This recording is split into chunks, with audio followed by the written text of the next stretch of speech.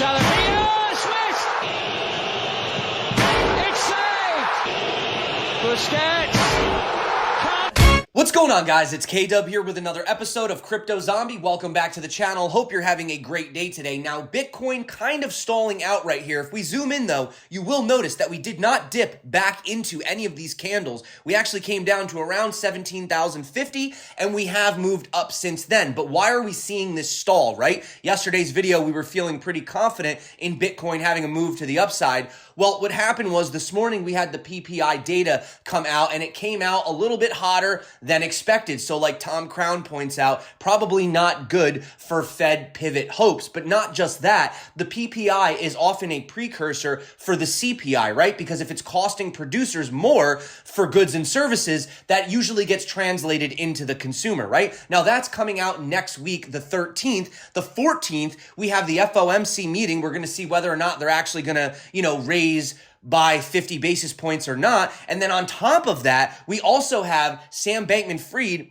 saying that he agrees to testify at the Senate hearing on the 13th. So it's going to be a really crazy week for Bitcoin. That might be why we're not seeing the price really move right now. In fact, if we have a look at the S&P, the S&P actually dumped a little bit this morning on the PPI data, but then did end up moving to the upside. So I am going to follow up on why I still am feeling like there is a possibility for at least a bear market relief rally for Bitcoin, even potentially as high as $20,000. I'll show you why in just a bit.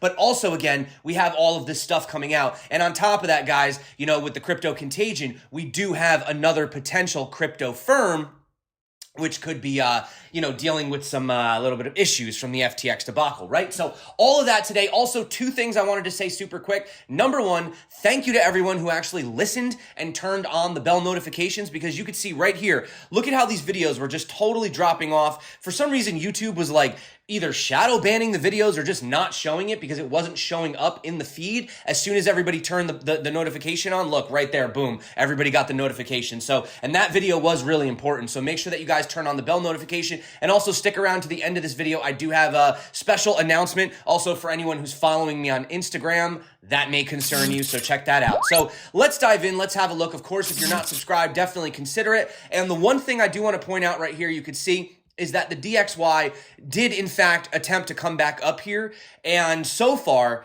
it has been rejected. So we are looking to see if the DXY remains below around 105.2. If it does, I think we can have that target of coming back down to around 100.4.5, and I think that that would provide the rally, at least in the short term, for these risk assets, right? So obviously, we do have the CPI data. I talked about that. We do have the Fed. And another thing too, just to mention, is so 4 times a year, we have this thing called a dot plot, and it comes out March, June, September, and December. So that's actually coming out right now. And this is this chart right here. You can see Kobe Smith pointed out that the Fed introduced the notion of slowing down the pace of hikes in July, and September dot plot showed support from most officials for a downshift to 50 basis points in December. The question today is how far Powell goes to ratify that move. And you can see, just it's very obvious here, that it is starting to come down, right, as we're moving forward. So this doesn't mean that we're having a pivot. It doesn't mean that everything's going to get better soon. But, if they do start to act a little bit more dovish, little bit less aggressive hikes, I think that this will allow some room for, Bitcoin and risk assets to breathe, right? So that's just what I'm seeing in the foreseeable future. But there is something we need to be careful of, okay? Now, number one, we're heading into the weekend. I don't take weekends that seriously. Very often than not, you can see some crazy price action on weekends only to get completely erased, right? Come Monday. But what we're seeing here is that Bitcoin did have this big candle, right? This is one of the biggest candles that we've had pretty much since back here on the 30th. And you could see we did break above this level, but currently, right now, we are sitting back underneath it, and it is acting as resistance, right? Now, I do think that was because of, the data this morning and the uncertainty of what's happening next week. So there is that possibility that we could come back down here to the center of this, the center of this parallel channel. However, that right there for me would sort of be the very cautious area, because once we get back down to around 16,576 roughly, then that does risk us coming back down to the bottom. And what we don't want to do is what we've been doing, right? Where we've been putting in these sideways, flags and just falling, and falling, right? Falling again. So we don't want to do that. Now, is it going to happen, 1, 2, 3, 4? Is it going to happen a fifth time? Is the market going to literally make it that easy for the bears? I don't know, but we have seen a lot of indicators that are showing that we could be looking for that rally potentially into the, end of the year. Obviously, a lot of this rides on what happens next week, but you can see right here, if we come out here and have a retest of this, there's a very good chance that we could have a big move to the upside and we could go to some of these levels. Now, I have my top target here at around 18,943, so almost $19,000, right? And you could argue that even if, we did have a wick, somewhere up into this region right here, I was talking about could we go back up to about 20K? Well, you could see right here, we're having a lot of the resistance sort of right here, right? We have some right here, we have some right here, we have some right here. In other words, it's an area of interest. It's also a very psychological level. Are we going to get to 20K? Honestly, I'm not going to be that hopeful on it, but it is very, very likely that we can get to about this level right here, have this breakout, something like this, come down, retest, maybe step on this a little, it's going to obviously retest these levels as we go up. And then this would be my target right here. Now, guys, if you are looking to trade, I just wanted to say something super quick. I highly recommend that you check out BitGet. That's where I'm currently trading right now as we speak. There are a lot of deposit bonuses if you're interested. If you're not interested in the deposit bonuses, I get it. You just want to do some spot trading on zero. They do have $18,000. If you want to use the link below, you can also enter this code NYNL. And the other thing I just wanted to point out too is a lot of these other exchanges, and this is just something that we know happens with KYC over time, right? A lot of the exchanges in the beginning, they don't offer KYC, they allow, I should say they allow a lot more options non-KYC. And then, of course, as they get bigger, they implement it. And it looks like Bybit is actually upping their KYC procedure December 15th. Another thing happening next week. And you can see right here that they are lowering their withdrawals to 20,000 a day and 100,000 per month. And they also are saying that they may further expand their KYC requirements in the future. So I heard some people saying that this means Bybit is going to go down. I'm not really saying that they're going to go down, but obviously it's making it a little more difficult for others to trade on it. So once again, guys, for now, of course, we never know what's going to happen down the road. Never keep more than you can afford to lose on exchanges. But once again, guys, I have to say, BitGet is the place right now that's working. You've seen a lot of other people using it. A lot of my friends that I know in the space have switched over to it. I've had very good so far. I mean, they're very quick with their withdrawals. So, and if you want to do 0% fees, I'm just saying I highly recommend you move over there because I don't know what's going to happen with these other guys. And, it sucks when you can't get your funds off the exchanges. So if you're not trading, or even if you're just buying, spot and you're not trading, you're accumulating, I still would recommend BitGet, 0 fee, 20 Bitcoin. And, when you sign up, there is a little disclaimer that shows up. I'm not really going to say this or that about it. The only thing I am going to say is they really don't care. They don't really look at it. So that's all I'm saying, guys. If you want, take advantage of those bonuses and check out my tutorial popping up above. I know I rambled on a bit about this, but, obviously, guys, the Bybit thing, could affect a lot of people if you're using it. So I'm just saying, that's the place where I'm doing it. So anyway, a little bit of a rant on BitGet, but like I said, I've had phenomenal experience with them, and also the trading is very, very smooth. They have a lot of liquidity, and they definitely, you can tell, do not trade against their customers. They use actually a separate order book based on an aggregate data from multiple exchanges. So very, very fair, very easy to trade on. But anyway, guys, that's enough on that. Getting back to, but like just warning you guys, some of these exchanges, they're going to start doing that. So you can see right here that we are looking for this widening in the Bollinger Bands. So, ultimately, we are still looking for that move to the upside as it begins to widen. And another thing I just wanted to point out is that this blue zone right here, you can see how important it was. And if I actually zoom in, let me actually get this out of the auto so you guys could see. This sort of heart line, this center of this falling wedge right here, you could see that we're coming very close to it. So really within 2 weeks, right here, we're going to be at the bottom of this level right here, and we're going to be intersecting with the heart line as well. And if we can have that breakthrough, that's kind of where you get that 20K level right there. And there is that possibility of having an even bigger rally and maybe coming back up to the $22,000, $23,000 area. Any higher than that, and it would be probably not very likely, but I still do think we could see that. I think we flushed a lot of the bad actors out of the space so far. And actually, if you guys don't want to just listen to me, Eric Krown, by the way, is literally, I just highly respect this guy. He's been on the channel multiple times. He used to trade at the New York Stock Exchange. I've spoken to him on multiple occasions. He is a professional trader. That's what he does 24/7, right? And he even pointed out, according to these indicators, that the weekly accumulation distribution is more likely to see a continuation of this bounce into December, January.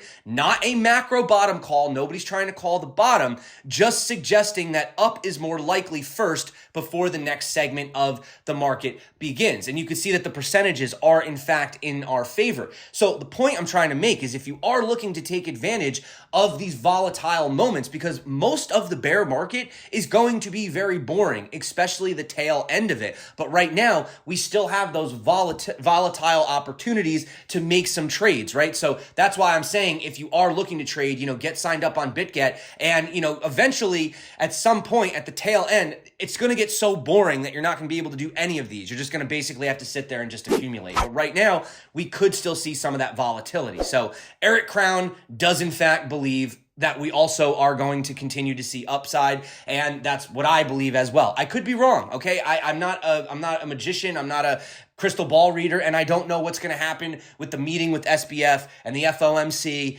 and the CPI data. I don't know. That could affect it if it comes in really bad looking, and then all of a sudden Powell comes out and gets hawkish, right? Another thing too is just the unexpected potential collapse of some of these other exchanges, right? Maybe another exchange could go down. Maybe a firm could go down. Amber Group, which is not really that famous in the West, but in Asia, they are the leading crypto and lending platform, and they've slashed their headcount and scrapped a sponsorship deal with Chelsea Football Club. They cut 40% of their employees, and they also said that they were affected by the FTX contagion. Now, they did come out and say it was only about 10% of the firm's trading fund.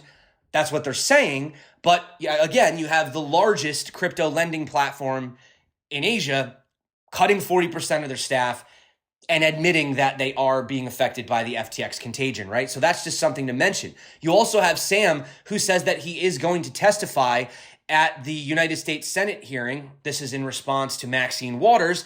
And even though he did miss the deadline, they're going to allow him anyway to speak. And you can see right here, he says, I still don't have access to much of my data, so there is a limit to what I'd like to say. Of course there is, but nevertheless, he is going to be speaking. But now at the same time, you have federal prosecutors reportedly investigating Sam for possible market manipulation that led to the Terra Luna crash in May. This is according to the New York Times. So they say that while whatever caused the collapse is unclear, a big chunk of UST sell orders may have come from Alameda Research. No surprise, right? Which reportedly placed short positions to benefit from falling Luna prices during the May crash, according to unnamed sources. Now, coming over here, you had Three Arrows Capital co-founder Kyle Davies saying that it wasn't Luna, an ensuing credit squeeze, or declining crypto prices that brought the hedge fund down. He actually said that the death knell came from being liquidated on FTX before they collapsed. He said, for us,